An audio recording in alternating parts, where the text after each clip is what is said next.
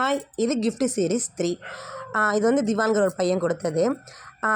ஒரு குட்டி பாக்ஸு அதை வந்து பேக் பண்ணியிருந்தாங்க. அதுக்கு பின்னாடி வந்து ஒரு கிட்கேட் வந்து சேர்த்து ஒட்டி கொடுத்துருந்தாங்க. இந்த கிஃப்ட்டை வந்து பிரிக்கிறதுக்கு முன்னாடி ஒரு சின்ன விஷயம்.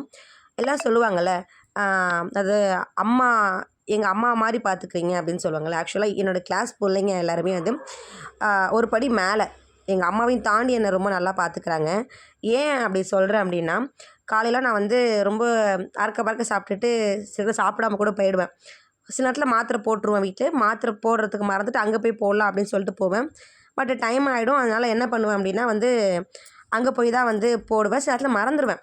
அப்போ கரெக்டாக கேட்பாங்க சில பேர் வந்து, மிஸ் மாத்திரை போட்டிங்களா அப்படின்னு கேட்பாங்க. ஐயோ நான் மறந்துட்டேன் அப்படின்னு நான் சொன்னேன்னா, உடனே அடுத்த நிமிஷம் என் பேக்லேருந்து போயிட்டு மாத்திரை எடுத்துகிட்டு வந்து கொடுப்பாங்க. அந்த அளவுக்கு வந்து என்னை ரொம்ப நல்லா பார்த்துக்கிட்டாங்க. அது மட்டும் இல்லாமல் வந்து எனக்கு வந்து நிறைய ஹெல்த்தியான விஷயங்கள்லாம் வந்து, அதாவது பேபிக்கு வந்து தண்ணி நிறைய வேணும், ஹெல்த் நிறைய வேணும் அப்படிங்கிறதுக்காக என்ன பண்ணுவாங்க அப்படின்னா, ஜூஸ் போட்டு எடுத்துகிட்டு வருவாங்க எனக்கு தனியாக. அப்புறம் இந்த கடல செஞ்சு, அதாவது அவங்களுக்கு ஒரு பங்கு இருக்குன்னா எனக்கு தனியாக ஒரு பங்கு எடுத்துகிட்டு வருவாங்க. பேரண்ட்டு கேட்டு வாங்கிட்டு வருவாங்க. அதெல்லாம் ரொம்ப ஒரு மாதிரி ரொம்ப யூனிக்காக இருக்கும். நமக்கு நம்ம வீட்டில் உள்ளவங்க பார்த்து பார்த்து செய்கிறத தாண்டி அந்த பிள்ளைங்க வந்து ஒரு கண்மூடித்தனமான ஒரு அன்புன்னு சொல்லுவாங்களே, அப்படி தான் இருந்துச்சு. இந்த கிஃப்ட் வந்து என் கிளாஸில் ரித்தீஷ்ங்கிற பையன் கொடுத்தது. ஒரு ஹார்ட்டு போட்ட ரிங்கு, அப்புறம் வந்து ஒரு எஸ்ஸு போட்ட ஒரு செயின். எனக்கு தெரிஞ்சு ஒருவேளை புள்ள பேர் எஸ்ஸாக இருக்குமோ அப்படின்னு எனக்கே தோண ஆரம்பிச்சிருச்சு. ஒருவேளை எஸ்ஸில் பேர் வைக்க சொல்லுவாங்களோ நியூமராலஜிக்கல் படி அப்படின்னு தோண ஆரம்பிச்சிட்டு, இந்த பையனும் அதேமாதிரி வந்து ஒரு கிட்கேட் ஒட்டி ஒரு குட்டி பாக்ஸு. அதுக்குள்ளே என்ன இருந்துச்சுன்னு பார்க்குறதுக்கு முன்னாடி நம்ம திரும்பி பழைய கதைக்கு போவோம். இந்த மாதிரி வந்து யூனிக்கான ஒரு லவ்லாம் நமக்கு கிடைக்காது இல்லையா? ஏன்னா வந்து நம்ம வீட்டில் இருக்கிறவங்க, நம்ம அம்மா, நம்ம அப்பா, நமக்கு சம்மந்தப்பட்டவங்கள இல்லாமல் வந்து நம்ம மேலே அதிகமாக கேர் பண்ணுவாங்க. அதுமாதிரி ஆஃப்டர்நூன் நான் சாப்பிட்டேனா, அதாவது நான் ஃபுல்லாக சாப்பிட்டேனா அப்படின்னு செக் பண்ணுவாங்க. ஏன்னா சில நேரத்தில் இப்போலாம் சாப்பிட முடிய மாட்டேங்குது, நெஞ்செரிச்சலாக இருக்குது.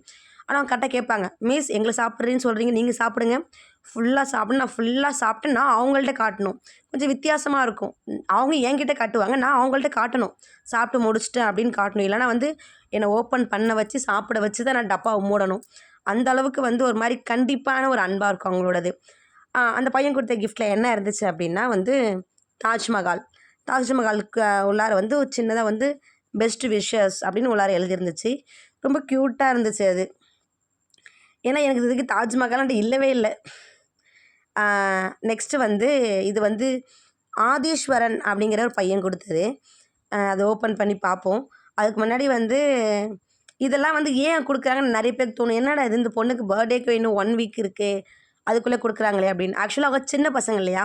அவங்களாம் என்ன நினச்சிட்டாங்க அப்படின்னா, நம்ம மிஸ் வந்து ப்ரெக்னெண்ட்டாக இருக்காங்க, எப்போ வேணாலும் மிஸ் வந்து நின்றுடுவாங்க, ஒரு வேளை கிஃப்ட் கொடுக்க முடியலன்னா என்ன பண்ணுறது அப்படிங்கிறதுக்கு முன்னாடியே கொடுக்குறாங்க.